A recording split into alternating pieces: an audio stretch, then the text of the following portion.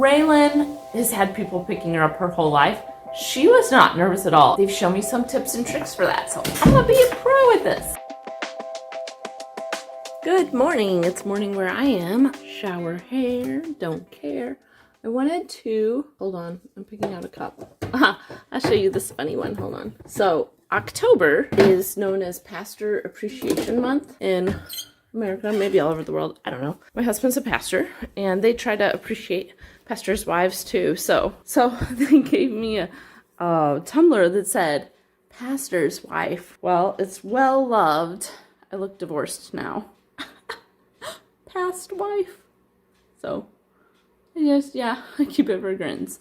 Oh, guys, you can make your own for cheaper. You can make your own for healthier. But this is what I've been drinking the last week at the hospital. I bought a carton. It was like, I'd already brought it there, so I had to make it fit in their fridge. Their fridge was really full, but I made it fit. Getting my iced coffee. This is my first time back in the house in, I don't know, a week-ish, probably a little longer than a week. I'm not sure. I was at the hospital with Raylan, and then we moved from the hospital to the Bridge Hospital, which is like from, hey, you know, like you're really sick, or, you know, you need to be in here a couple days, to the Bridge Hospital is, hey, you were really sick, or you did have major surgery, but you're not doing that bad now, but you need to be in here. You can't go home. You're not healthy enough to go home. So it's like a step-down hospital, or they call it a Bridge Hospital. Raylan's there right now. That day was exhausting. I'm guessing Chris will put something on our Raylan channel about how exhausting that day was. Because, it was a long, exhausting day. But I am back home. I came home last night in the evening and did nothing productive. Well, I did. I spent time with my kids. I did the fun, productive thing.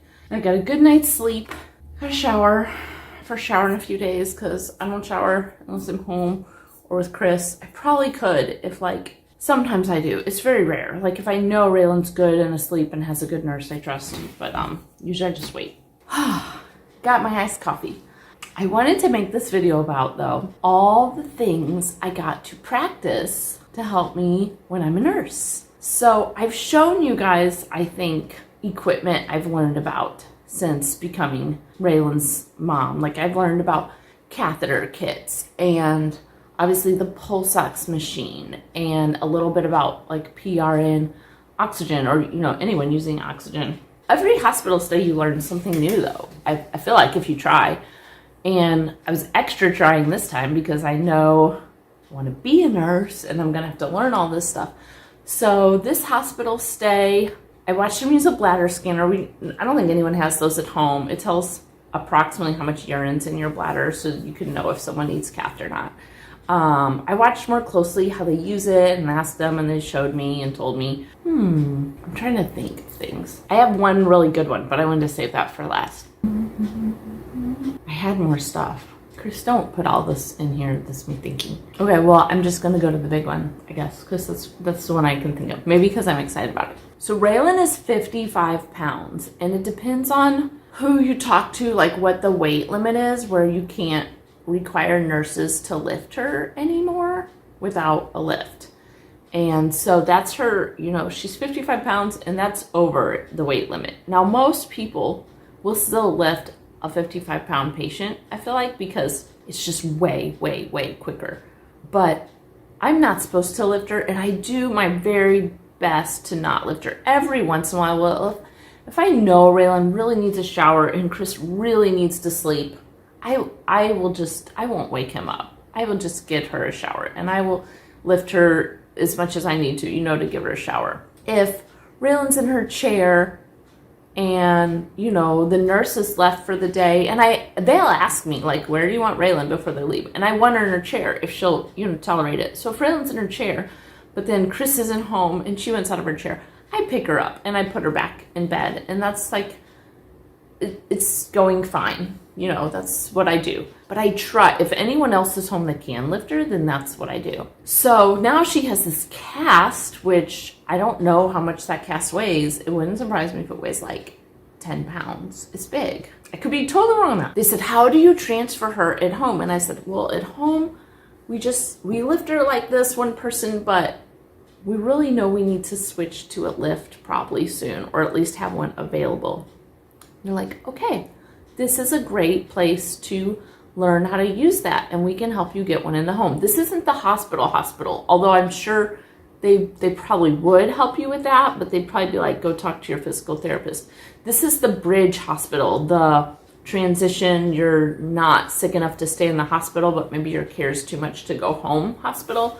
And they help you get what you need to go home. So they're like, we're going to help you learn how to use the lift and check it out and see how it is. So I've learned a couple things. I've learned there's like this parachuting material. This is not for the lift. And you can slide it under a person, or you can use a sheet. At Children's, we used a sheet to do this. Children's Hospital used a sheet to do this before we went to the Bridge Hospital. And then once at the Bridge Hospital, we used this, but a parachuting material. You slide it under the person.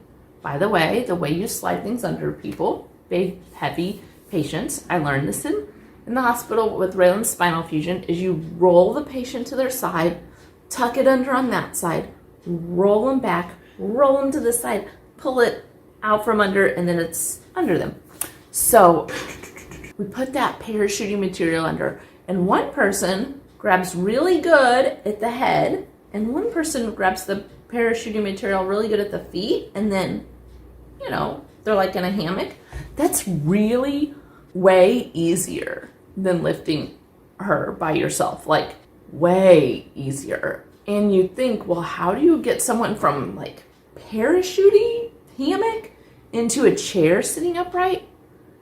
Easier than you'd think. At least with the cast, it has been. I've always been on the feet end.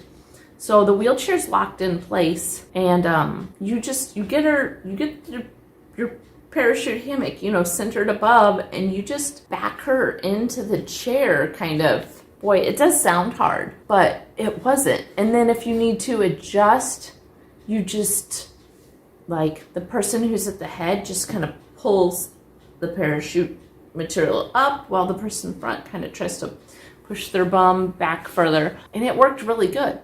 So then the sling, though, that takes a lot more time, to be honest, a lot more time. Just like the parachuting material, you have to roll the sling. So you get the sling under them, and there's mesh slings for the shower that will, not hold water and dry pretty quick. And there's slings with big holes in the bum area, so that if you're a person that can't get up and walk to the toilet, but you don't want to use a diaper, you can be lifted up in this sling. It looks unsafe, but obviously it's safe because your bum's kind of hanging out there. And they can lower you down onto the commode so you can use the toilet. Or if you just need hygiene, like if you need cleaned up, that hole there helps. It helps you get cleaned up better. And then there's solid, you don't need a hole where your bum is, slings. So Raylan got in the sling for the first time. It takes a while. You gotta get the thing under, hook up all these little hooks on the lift thing. Some have 6, most have 4.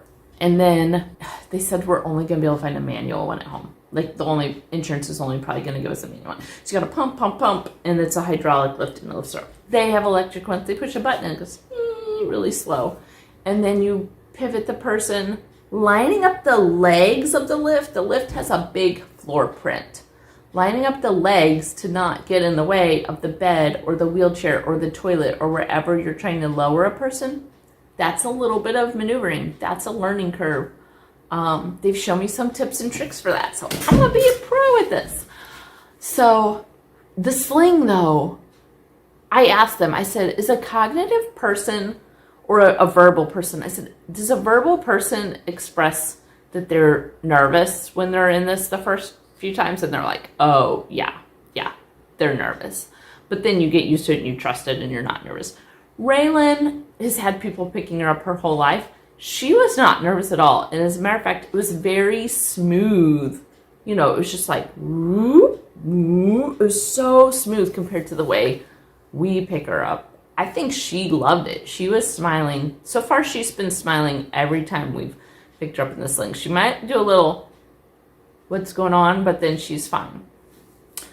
And for the sling as you lower into the chair. Now this is 2 people helping, so it's probably a little harder if you're by yourself trying to use a Hoyer lift, especially if you've got to do all this while you're lowering the person. So one person was lowering her, and I could literally like move her in that. It's like she's in a little hammock swing, and I could just move to make sure her bottom was right at the back of the wheelchair to lay down in there perfectly. Now, mostly they've just left the sling in her wheelchair until she's ready to get back up. They did show me one time, here's how you can take the sling out from under the person in the chair so that they don't have to keep it on them the whole time. Here's how you can put the sling back under them while they're sitting in the chair. I'll be honest, that looks a lot harder. I mean, I did it with them. They made it seem easy, but it was a PT helping me that does it all the time. So, but I know the basics of using a Hoyer lift, and I think I know them really well because the nurse that was helping me, she actually put the sling upside down. That's why we had to take it out from under Raylan and change it before we moved her again, because the PT's like, oh, it's upside down. We should have done it this way. Obviously, it was okay. Like, it wasn't a major mistake. It's just probably wear, tear, safety, long term. You don't want to use it upside down. So, but the nurse made a mistake with it. The nurse was like, where does this loop go? Like, that's not a mistake. It took her a while to figure out, where do I want to put this loop? Nurses don't have to know every single thing perfectly well. They don't. It's impossible. Her nurse did a great job helping me with the Hoyer lift and get Raylan moved. When the PT was in there, she obviously is someone who knew the sling extra well and didn't have to stop and think about which loop do I put this on, and realized we had the sling upside down, so it was supposed to be the other way.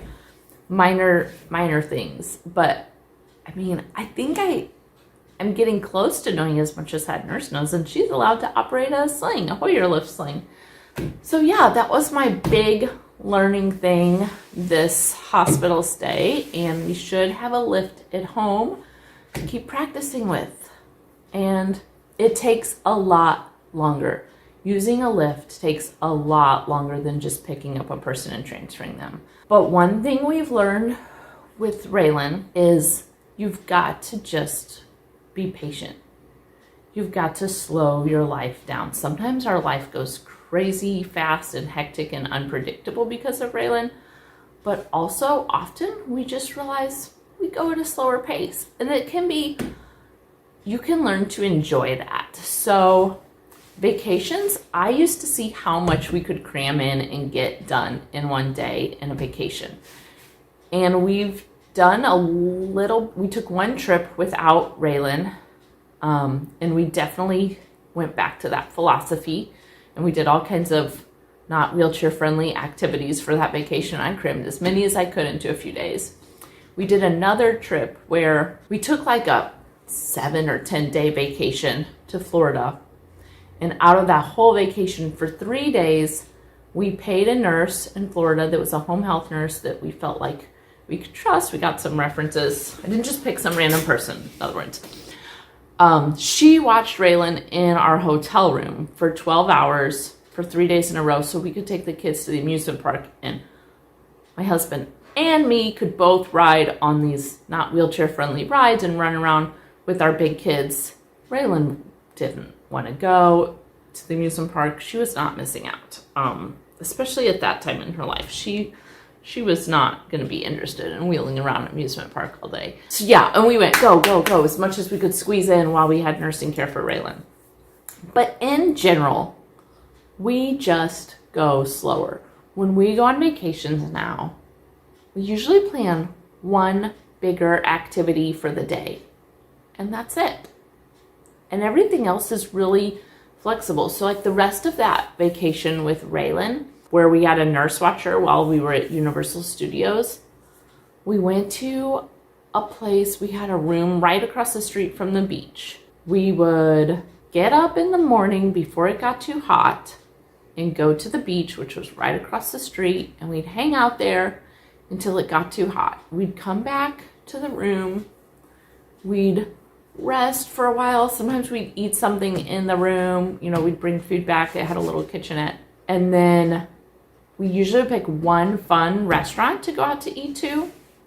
And we would go eat at that restaurant. And then in the evening, we would go to the beach again and watch the sunset.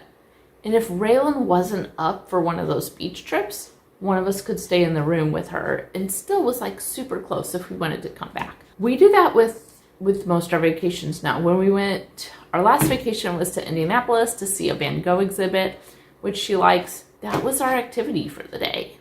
I think we went to a restaurant and a Mexican grocery store on the way home because we were driving home afterwards and we had to eat.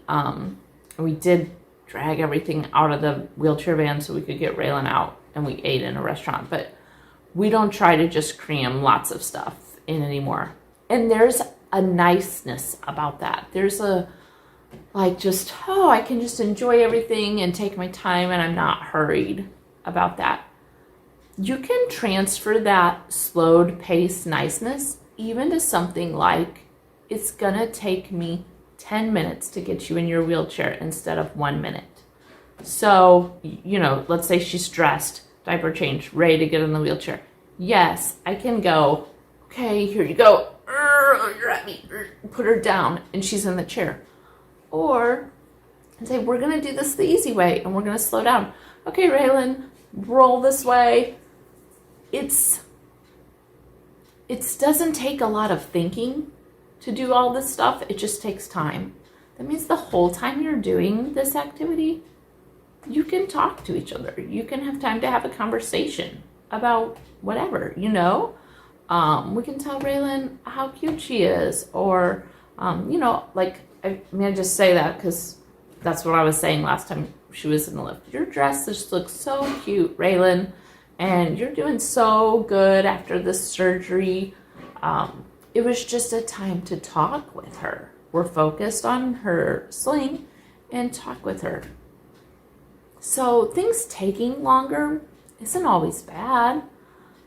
If you are, now, I can see on the floor, if you're a nurse and you have 5 patients and they all need something, it stinks if it takes longer to transfer a patient. But that's just part of nursing care. I mean, there's some things people need that take longer time and some things people need that take shorter time. If you need help, you see if someone else can cover. You trade, you help with each other. You get a, you know, that's what nurses do. They share work when they need to. Other nurses come in and helped us instead of the nurse assigned to us because the nurse assigned to us was doing something with another patient. But whoever was in there used the whole time they're in there to help us. And, you know, sometimes it means they're talking to us about another aspect of our care and doing some patient education while they're in there helping us. But things taking longer, what I'm saying, is not always bad. It just is longer. Longer is not bad. Longer is longer. It's what you make of it. So we're going to get a lift, and we're going to take longer to lift her a lot of times. And we just have to plan more time, and we need to just learn to enjoy moving slower. But I was super excited as a future nurse to be getting used to using a Hoyer lift. And I, as a parent of a child that's getting heavier and as someone who's not supposed to lift her a lot, I'm excited about having this opportunity to move her around. Physically easier, time-wise not easier, but you know, in a way I can do it safely. And I haven't done this, but that Hoyer lift is like a little sling, man. She could just swing around in it. And I have a feeling she's gonna like just swinging in it. It'll be her little hammock swing. Could see her watching movies in the Hoyer lift with us. I don't know. That's that. What I learned, my big thing I learned, Rankin Jordan, how to use a Hoyer lift. Exciting stuff. So if you're going into nursing school, is there, maybe there's like a medical thing you helped a family member through, or you have a family member that has some medical issues. Is there something you learned before nursing school that you're like, I already know this, or you're excited about it, or maybe learning that helped you want to go into nursing school? I'd love to hear that. Like, what did you learn before nursing school about what you would be doing as a nurse? What did you maybe get to practice?